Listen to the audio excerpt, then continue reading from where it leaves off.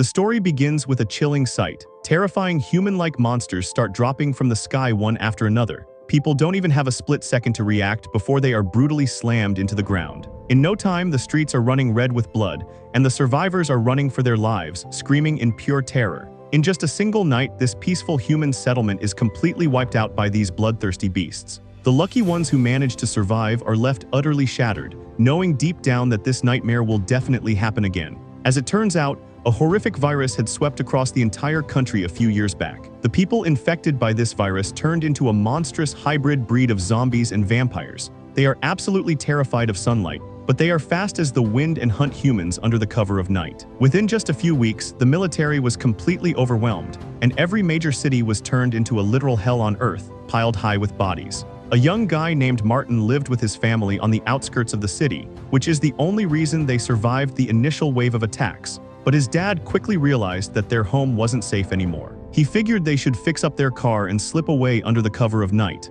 But just as they were prepping, their dog started barking frantically and bolted outside. Martin grabbed a flashlight and ran right after him, but the very next second, a blood-curdling scream from his mother echoed from inside the house. He rushed back and was just about to burst through the door when a stranger slammed him hard to the ground. The mysterious man signaled Martin to stay dead silent, warning him that fighting these infected beasts was no walk in the park. He handed Martin a weapon, and the two of them crept into the room on tiptoe. That's when Martin's worst nightmare came true. His mother was already dead, and his father was taking his very last breaths. Right above them, the monster was perched on a ceiling beam, feasting on them. The beast was incredibly fast and dropped right in front of them in the blink of an eye. The stranger swung a shovel at it, but the monster caught the blade right in its teeth. Seeing an opening, Martin fired a shot, but the bullet barely registered. Using every ounce of his strength, the stranger managed to pin the beast down onto a car hood with an iron rod. On his signal, Martin didn't hesitate for a second. He stepped up, raised a hammer, and brought it down with all his might. Together, they finally put the monster down.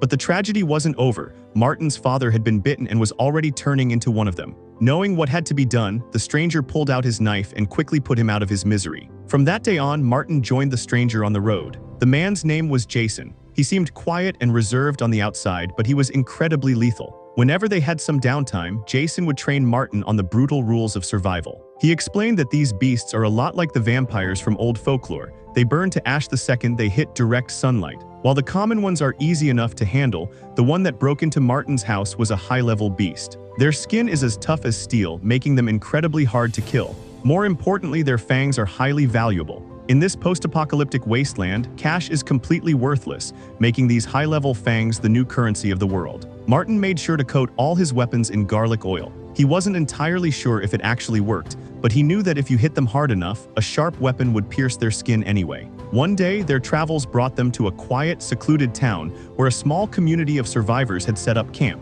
Since the monsters stayed underground during the day, the residents were busy going about their daily routines. At first glance, the place felt like a throwback to the world before the outbreak. Martin actually wanted to settle down there, but Jason shut the idea down immediately. He made it clear that stopping for supplies was fine, but staying long-term was a death sentence. In this new world, the higher the population, the bigger the target for a horde. Looking into Jason's eyes, Martin could see a deep, hollow pain, proving he had learned that lesson the hard way. Later that afternoon, they hit the road again. Along the way, they crossed paths with a nun desperately running for her life from two armed thugs. Jason wasn't one for talking. He moved straight to violence, crushing one thug's throat with a single brutal punch. When the second thug tried to run, Jason grabbed a cross-shaped stake weapon from the car and hurled it, taking him down instantly and saving the nun. But by doing this, he had unknowingly kicked a hornet's nest. Still, they now had a new member in their group. Jason's plan was to keep heading north, figuring that the more deserted the area, the lower the chances of running into monsters.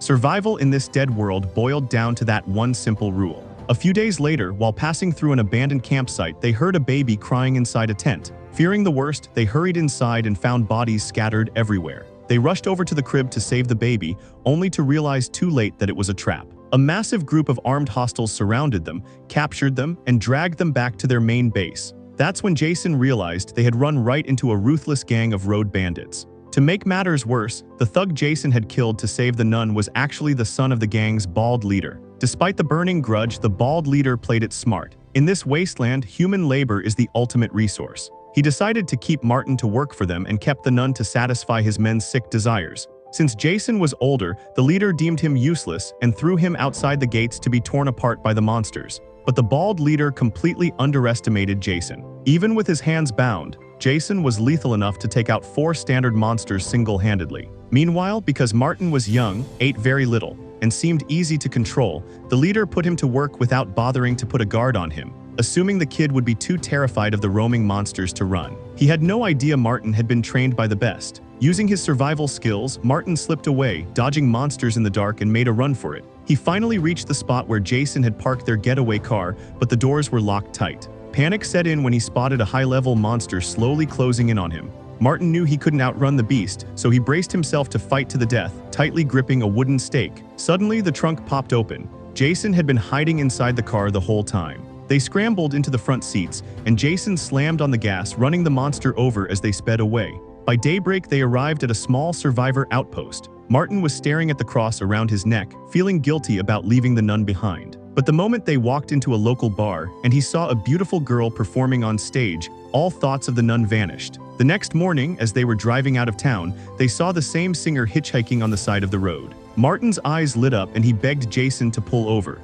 Just like that, they had another passenger. Her name was Bella, and she was pregnant, having recently lost her husband to the apocalypse. Martin stood there quietly, not knowing how to comfort her, though everyone knew tragedies like this were just a normal Tuesday in this broken world. As night began to fall, they pulled over to find a secure shelter to sleep. After clearing out a small building and tossing the former owner's corpse outside, Martin noticed something moving in a closet. When he investigated, he found a monster hiding inside. But seeing that it was just a newly infected, harmless-looking kid, Martin hesitated out of pity. Suddenly, Jason burst into the room, screaming at Martin to put it down immediately. He warned him that no matter how innocent they look, one bite is all it takes to end your life. After spending the night there, they hit the road again, only to find the main highway blocked by the bandit gang. Realizing the gang was still hunting them, Jason was forced to take a detour. They drove deep into the night until they spotted a monster lurking near an outhouse. Martin quickly aimed his bow and fired a perfect shot right into its weak spot. When they went to inspect the body,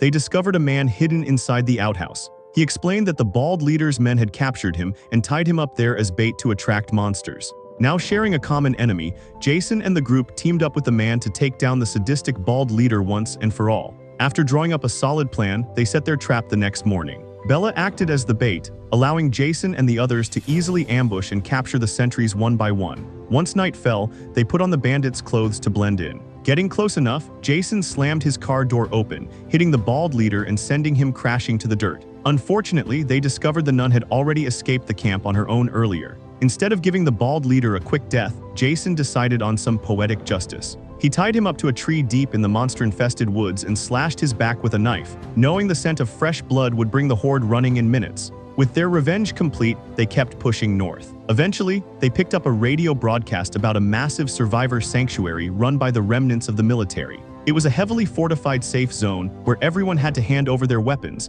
and go through a strict quarantine screening before entering. Jason had never seen a place with this many people or this much security. Martin and Bella were overjoyed, finally feeling like they could have a real life again. That night, the town square was alive with people dancing and drinking, completely free from the fear of the dark. To Jason's absolute shock, they even crossed paths with the nun, who had successfully made her way to the sanctuary. But just as they were celebrating their emotional reunion, a helicopter buzzed overhead. In a sick twist of fate, someone inside the chopper started dropping live monsters right into the middle of the crowd. Chaos erupted as people screamed and scrambled for safety. Even though the armed guards quickly mobilized to fight back, the sanctuary was thrown into total panic. By morning, the streets were littered with bodies. Jason learned from the camp coordinator that the attack was a final act of sabotage by the remaining bandits. To keep the rest of the sanctuary safe from further retaliation, Jason and his group had to pack up and quietly leave. They kept driving north into increasingly desolate territory. Honestly, even Jason didn't know how far they had to go. They just kept driving until their car finally broke down for good. Left with no choice, the 4 of them had to hike on foot. After crossing countless hills, they finally reached a quiet town where the monster presence was incredibly low. Still, to be safe, they set up early warning tripwires around their camp. In the middle of the night, a sudden noise jolted them awake. Something had tripped the wire. Armed and on high alert, they scanned the dark as a pack of monsters suddenly rushed them from the shadows. Jason lit a flare and ordered everyone to run into the nearby cornfield. But this pack included highly evolved, armored zombie warriors, and Bella's pregnancy kept her from running fast. Realizing they wouldn't all make it, the nun stopped running. She turned around, standing her ground against the oncoming horde, sacrificing her life to buy her friends enough time to escape. The survivors waited at the edge of the woods all night, knowing deep down that the nun was gone. With heavy hearts, Jason, Martin, and Bella pushed further up the mountain road. Before sunset, they spotted an abandoned bus by the side of the road, which was the perfect spot to hole up for the night. Still, Jason wasn't taking any chances. He reinforced the windows and doors with wire and set up a perimeter alarm. But in the middle of the night, the man they had rescued from the outhouse stepped outside to use the restroom and never returned. Following his tracks the next morning, they found his body under a massive tree, featuring a deep, savage bite mark on his chest. Jason warned everyone to be extremely vigilant. The killer had bypassed their alarm system without making a sound, meaning this monster was highly intelligent. Terrified, the trio picked up their pace, desperate to leave this monster's territory behind. That night, Jason purposely built a massive bonfire to keep the beasts at bay. But their worst fears came true when strange rustling noises echoed from the dark woods. Spotting a fast-moving shadow, Jason and Martin dashed into the trees to hunt it down. But Jason quickly realized it was a diversion. By the time they raced back to the fire, Bella was gone. They had walked right into a calculated trap. Refusing to give up, they searched through the night until they finally heard Bella's muffled cries coming from a rundown, decaying building. Knowing it was likely an ambush, Martin charged in anyway, only to be tackled to the ground by a massive figure. To their absolute horror, the monster was none other than the bald leader himself. He hadn't just survived, he could still speak and retained all of his human memories and intelligence. He had orchestrated this entire nightmare just to get his revenge on Jason. With a single devastating backhand, he sent Jason crashing into the wall, bragging about how he had evolved into the ultimate high-level vampire king. But just as he was gloating, a sharp blade pierced his back. Once again, he had made the fatal mistake of underestimating Martin. Making the same mistake twice meant his reign of terror was officially over, and together, Jason and Martin finished him off for good. Martin rushed over to check on Bella, but his heart sank. The bald leader had bitten her. Though she was still breathing, she was already turning into a monster. With tears in his eyes, Martin did the hardest thing he ever had to do, driving an iron rod through her chest to save her from turning into the very thing they spent their lives fighting. Having lost almost everyone, only Jason and Martin were left to salvage a car and continue their lonely journey north. As the weather turned freezing cold, the monsters grew scarce. One day, they came across a house surrounded by the charred remains of burned monsters. As they looked around in confusion, a young girl appeared on the roof, holding a bow and arrow. She looked quite young, but she had managed to survive entirely on her own for the past 7 months. Martin was instantly impressed by her fierce survival skills, and she was equally drawn to his bravery and quick instincts. It didn't take long for a deep bond and young love to blossom between them. Watching them together, Jason realized that Martin had finally found his home and his true purpose. One morning, Jason quietly packed his gear and slipped away into the sunrise without saying goodbye. Martin didn't grieve his departure because he knew Jason finally understood that Martin had found the partner he was meant to walk with for the rest of his life. And with that, our story comes to an end. If you enjoyed this recap, make sure to drop a comment below.